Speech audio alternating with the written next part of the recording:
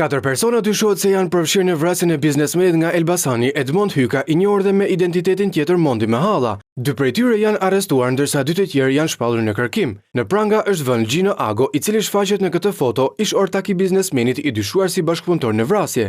Blut e Elbasanit kanë vënë në pranga edhe rojen e karburantit ku ndodhi vrasja, Kujtim Pisha, i cili akuzohet për moskallëzim krimi. Për vrasjen e biznesmenit 43 vjeçar është shpallur në kërkim Marcelo Arani dhe Armando Kola, të cilët të dyshohen të jenë autor të vrasjes. 32 vjeçari Arani, i cili shfaqet në këtë foto, është në masën arrest në shtëpi për një tjetër vepër penale.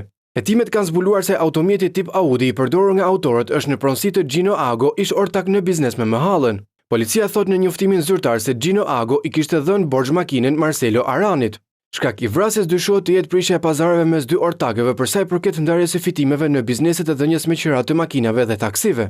Marcelo Arani rezulton emri i njohur për policinë. Në dhjetor të vitit të shkuar, ai u arrestua për pastrim parash, ndërsa në qershor të këtij viti ju sekuestruan 14 pasuri me vendim gjykate. Prokuroria e Elbasanit deklaronte në atë kohë se 32 vjeçari ka kryer në Itali veprën penale të shfrytëzimit të prostitucionit.